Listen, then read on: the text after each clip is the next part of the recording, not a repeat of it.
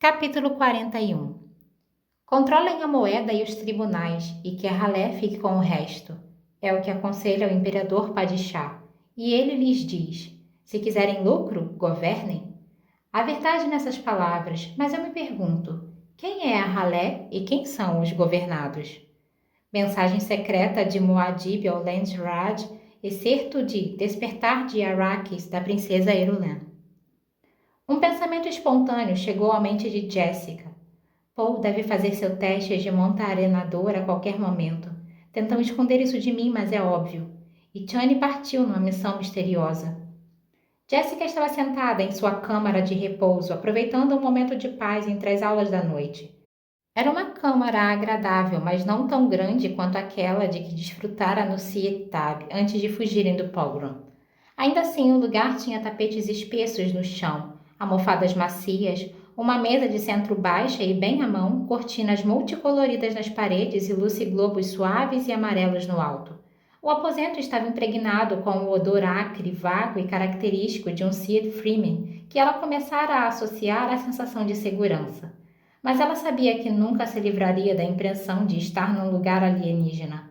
Era a aridez que os tapetes e as cortinas tentavam encobrir. Um leve tilintar, tamborilar, bater de palmas chegou à câmara. Jessica reconheceu no som a celebração ao nascimento, provavelmente o do filho de Subiai, cuja hora estava próxima. E Jessica sabia que logo veria o bebê, um querubim de olhos azuis que apresentariam a reverenda madre para tomar a bênção. Também sabia que sua filha, Alia, estaria presente à celebração e lhe contaria como foi. Ainda não era a hora da prece noturna da separação. Não teriam começado uma celebração ao nascimento perto do horário da cerimônia que lamentava as incursões de apresamento de Poritrim, Belateguelse, Rossac e Harmontep. Jessica suspirou. Sabia que estava tentando manter seus pensamentos longe do filho e dos perigos que ele enfrentava. Os alçapões com suas farpas envenenadas, os ataques dos Harkonnen, apesar de terem diminuído, pois os Fremen destruíram muitas aeronaves e mataram vários agressores com as novas armas que Paul lhes dera. E os perigos naturais do deserto, os criadores, a sede e os abismos de pó.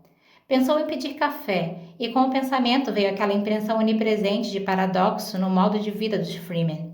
Como viviam bem naquelas cavernas dos Seed, em comparação com os peões do Graben. Quanta coisa, porém, não suportavam no Aj, desprotegido do deserto, mais do que qualquer servo dos Harkonnen conseguiria aguentar. Uma mão morena insinuou-se através das cortinas ao lado dela, depositou uma xícara sobre a mesa e recolheu-se. Da xícara elevou-se o aroma de café com especiaria. Uma oferenda da celebração ao nascimento, Jessica pensou. Tomou e bebericou o café, sorrindo consigo mesma. Em qual outra sociedade do nosso universo, ela se perguntou, uma pessoa de minha posição aceitaria e tomaria uma bebida oferecida anonimamente sem nada temer? Naturalmente agora sou capaz de alterar qualquer veneno antes que me faça mal, mas quem o oferece não sabe disso.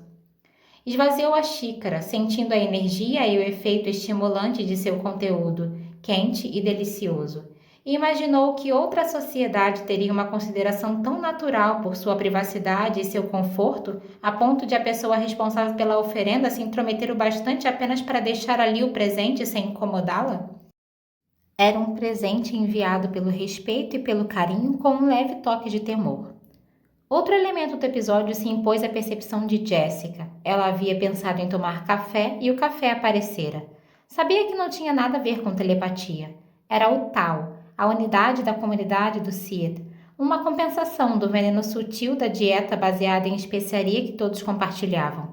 O grosso da população jamais poderia esperar obter o esclarecimento que a semente da especiaria lhe trouxera. Não foram treinados e preparados para isso.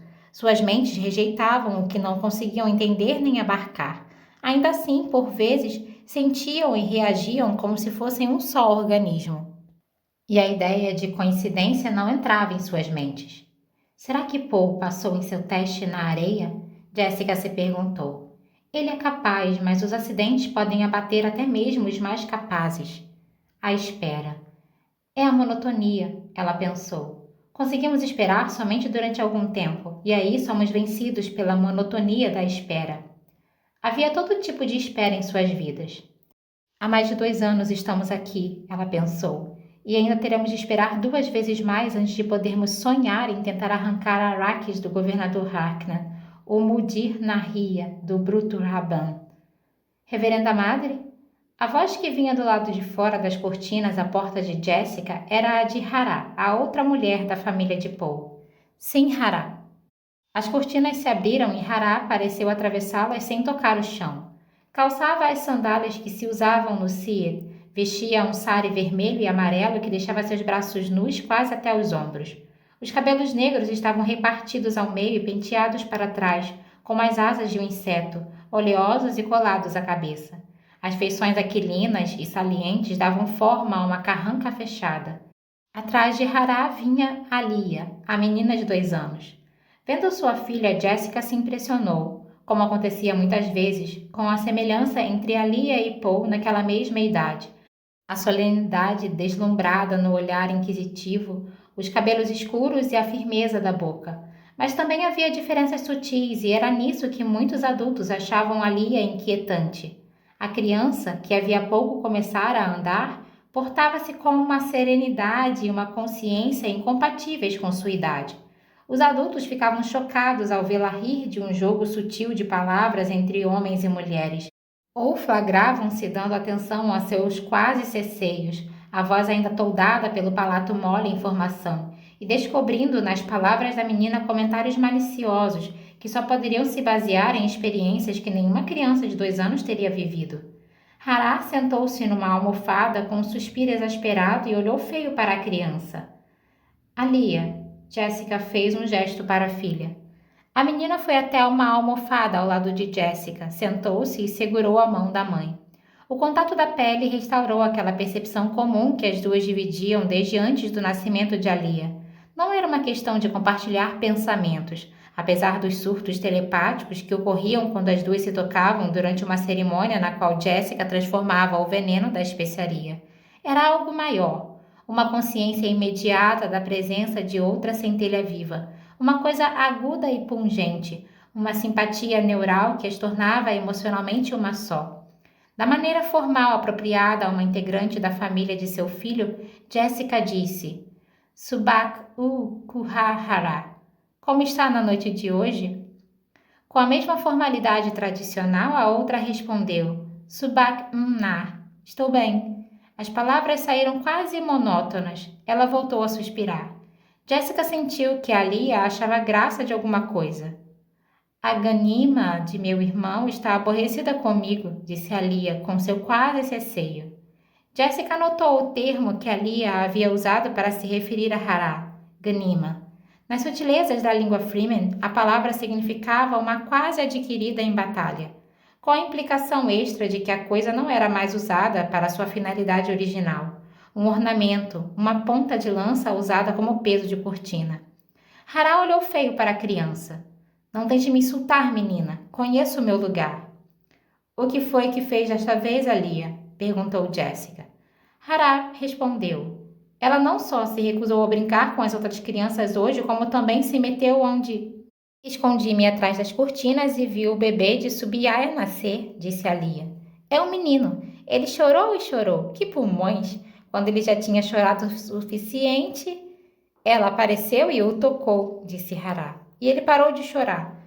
Todo mundo sabe que um bebê Fremen precisa chorar bastante ao nascer quando o parto é no Cid, porque nunca mais poderá chorar para não entregar nossa posição no Raj. Ele já tinha chorado o suficiente, disse Alia. Eu só queria sentir sua centelha, sua vida. Foi isso. E quando me sentiu, ele não quis mais chorar. Só fez o povo falar mais ainda, disse Hará. O menino de Subiaia nasceu com saúde? Perguntou Jessica. Viu que alguma coisa incomodava Hará profundamente e imaginou o que poderia ser. Toda a saúde que uma mãe poderia pedir, disse Hará. Sabem que Alia não o machucou. Não se importaram tanto com o fato de Alia tocá-lo. Ele se acalmou na mesma hora e ficou feliz. Hará deu de ombros. É a estranheza de minha filha, não é? Jessica perguntou. É a maneira como ela fala de coisas com maturidade, coisas que nenhuma criança da cidade poderia saber, coisas do passado. Como é que ela sabe qual era a aparência de uma criança em Bela Teguelse? Indagou Hará. Mas ele parece, disse Alia. O menino de Subiaia é igualzinho ao filho de Mita, que nasceu antes da separação.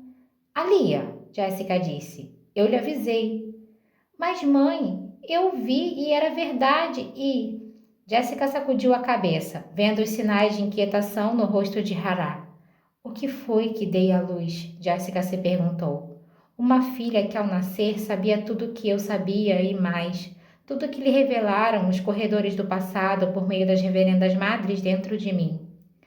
Não são só as coisas que ela diz, falou Hará. São os exercícios também. A maneira como ela se senta e olha para uma pedra, movendo apenas um músculo perto do nariz ou um músculo no dorso de um dedo ou...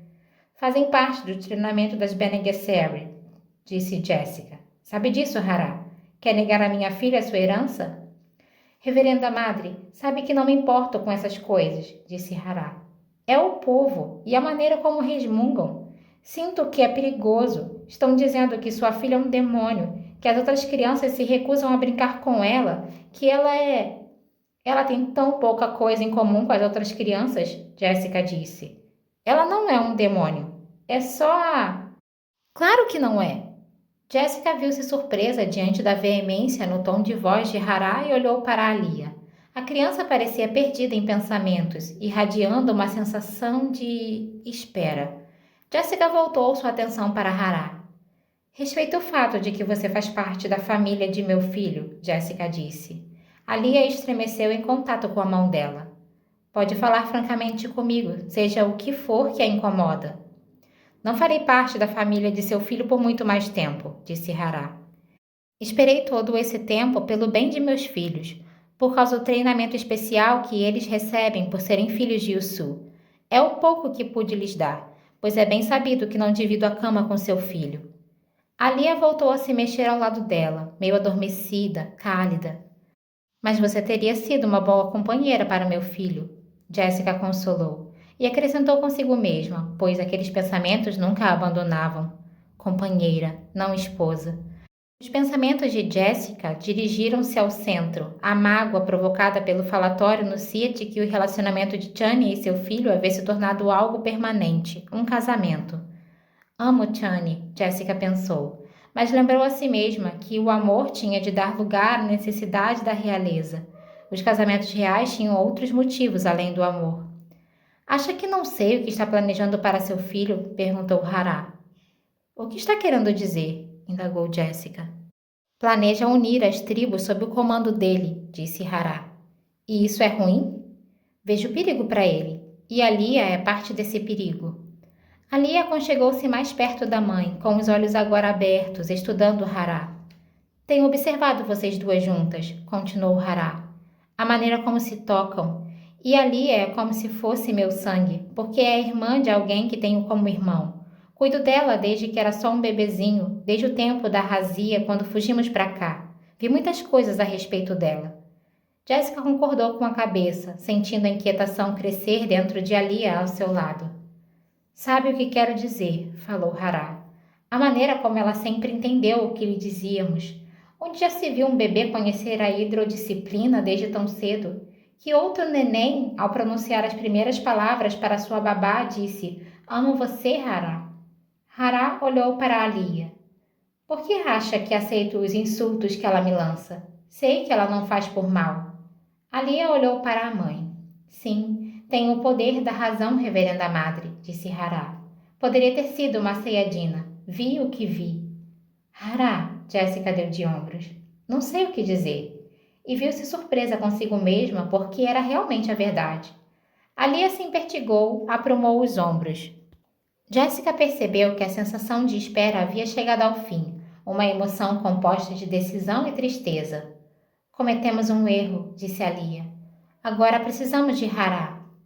Foi a cerimônia da semente, revelou Hará. Quando a senhora transformou a água da vida, reverenda madre, quando Alia ainda estava em seu ventre. Precisamos de Hará? Jéssica pensou. Quem mais poderia falar com as pessoas e fazê-las começar a me entender? Alia perguntou. O que você quer que ela faça? Indagou Jéssica. Ela sabe o que fazer, respondeu Alia.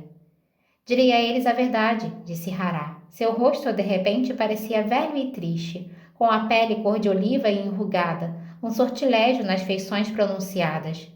Diria a eles que a Lia só finge ser uma menininha, que ela nunca foi uma menininha. A Lia sacudiu a cabeça. As lágrimas correram por sua face e Jessica sentiu a onda de tristeza que vinha da filha, como se a emoção partisse dela própria. Sei que sou uma aberração, murmurou a Lia. Essa constatação adulta, saída dos lábios da criança, foi como uma amarga confirmação. Você não é uma aberração, gritou Hará. Quem se atreveu a dizer que você é uma aberração? Mais uma vez, Jessica admirou-se com um tom impetuoso e protetor na voz de Hará. Jessica viu então que a Lia avaliara corretamente a situação. Elas precisavam de Hará.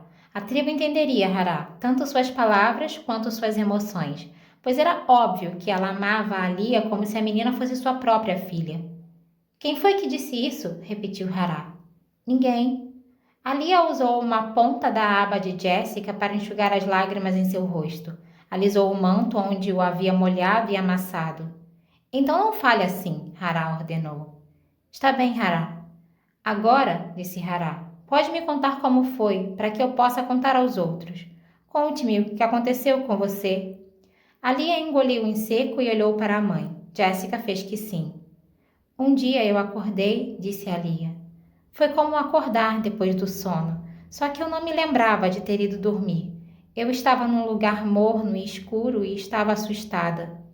Ao escutar os quase cesseios da voz de sua filha, Jessica lembrou-se daquele dia na grande caverna. Quando me assustei, a Lia disse. Tentei fugir, mas não havia como. Aí vi uma centelha, mas não era exatamente como se eu a enxergasse. A centelha estava lá comigo, e eu sentia as emoções da centelha, me acalmando, me aconchegando, e dessa maneira me dizendo que tudo ia ficar bem. Era minha mãe. Hará esfregou os olhos, sorriu para tranquilizar a Lia, mas havia um ar de desvario nos olhos da mulher Freeman, uma veemência, como se eles também tentassem ouvir as palavras de Alia. E Jessica pensou, o que sabemos de fato sobre o modo como alguém como ela pensa, com base em suas experiências únicas, seu treinamento e sua ascendência? E justo quando me senti segura e tranquila, disse Alia, apareceu outra centelha ao nosso lado, e tudo aconteceu ao mesmo tempo. A centelha era a antiga reverenda madre. Ela estava trocando sua vida com a de minha mãe. Tudo. E eu estava ali com elas, vendo tudo, tudo. E aí acabou. E eu era elas e todas as outras e eu mesma. Só que levei um bom tempo para me reencontrar. Havia tantas outras. Foi uma coisa cruel, disse Jessica. Nenhum ser deveria despertar e ganhar consciência dessa maneira. É admirável que você tenha conseguido aceitar tudo o que lhe aconteceu. Eu não podia fazer mais nada, disse a Lia. Não sabia como rejeitar ou esconder minha consciência ou isolá-la. Tudo simplesmente aconteceu. Tudo. Não sabíamos, Hará murmurou. Quando demos a água à sua mãe para que ela a transformasse, não sabíamos que você estava ali dentro dela. Não fique triste por causa disso, Hará, disse a Lia. Eu não devia sentir pena de mim mesma. Afinal, temos um motivo de alegria. Eu sou uma reverenda madre. A tribo tem duas Ela interrompeu o que dizia, inclinando a cabeça para ouvir melhor. Hará voltou a se apoiar nos calcanhares, encostada à almofada. Olhou para Lia, em seguida desviou sua atenção para o rosto de Jessica. Não desconfiava? Jessica perguntou. Psiu, fez a Lia. Um cântico ritmado e longínquo chegou até elas através das cortinas que as separavam dos corredores do Cid. Ganhou volume e agora trazia sons distintos. Ya, ya, yam, ya, ya, yam, Muzen wala, ya, yam, Muzen wala. O coro passou diante da entrada e suas vozes ressoaram, fazendo-se ouvir nos aposentos internos. Aos poucos o som foi se afastando. Quando o som já tinha se enfraquecido o suficiente, Jessica deu início ao ritual com a voz carregada de tristeza. Era Ramadã e abriu em Bela Teguelse. Minha família sentava-se no pátio da alberca, disse Hará, no ar banhado pela umidade que se levava do jorro de uma fonte. Havia um pé de potorgal arredondado de cores vivas bem ao alcance das mãos. Havia uma cesta com mish-mish e baklavás e canecas de libã, toda sorte de coisas boas de comer. Em nossos jardins e em nossos rebanhos havia paz, paz em toda a terra. A vida era cheia de felicidade antes dos apresadores, Alia disse. O sangue gelou em nossas veias com os gritos dos amigos, Jessica disse. E ela sentiu que as lembranças a percorriam, saídas de todos aqueles passados de que ela partilhava. Lá, lá, lá! Gritaram as mulheres, disse Hará. Os apresadores atravessaram o Mustamal, correndo em nossa direção, e suas facas pingavam sangue, as vidas de nossos homens, Jessica disse. O silêncio se abateu sobre as três, como fez em todos os aposentos do Cid, o silêncio da lembrança, do pesar que era assim renovado. Em seguida, Hará pronunciou o encerramento formal da cerimônia, dando às palavras uma aspereza que Jessica nunca ouvira antes. Nunca perdoaremos e nunca esqueceremos. Na quietude contemplativa que se seguiu àquelas palavras, elas ouviram um burburinho de gente, o ruge-ruge de inúmeros mantos. Jessica percebeu que havia alguém de pé atrás das cortinas que resguardavam sua câmara. Reverenda Madre? Uma voz de mulher, e Jessica reconheceu a voz de Tartar, uma das esposas de Stilgar. O que foi, Tartar? Um problema, Reverenda Madre. Jessica sentiu seu coração se confranger, um medo repentino por Paul. Paul, ela disse, com a voz entrecortada. Tartar abriu as cortinas e entrou na câmara. Jessica viu de relance uma multidão na outra sala, antes de as cortinas voltarem ao seu lugar. Ela olhou para Tartar, uma mulher pequena e morena, metida num manto negro com estampas vermelhas, o azul total de seus olhos fixos em Jessica e as aberturas de seu nariz diminuto que, dilatadas, revelavam as escaras do obturador. O que foi? Indagou Jessica. Chegaram notícias da areia, disse Tartar. Yusul vai enfrentar o Criador em seu teste. Será hoje. Os rapazes dizem que não há como ele falhar, que ele será um montarenador ao anoitecer. Os rapazes estão se reunindo para uma razia. Querem atacar o norte e encontrar o sul por lá. Estão dizendo que vão conclamá-lo. Estão dizendo que vão obrigá-lo a desafiar Stilgar e a assumir a liderança das tribos. Recolher a água, plantar as dunas, mudar seu mundo aos poucos. Mas com segurança, isso já não basta, Jessica pensou. As pequenas incursões, as incursões seguras, isso já não basta agora que Paul e eu os treinamos.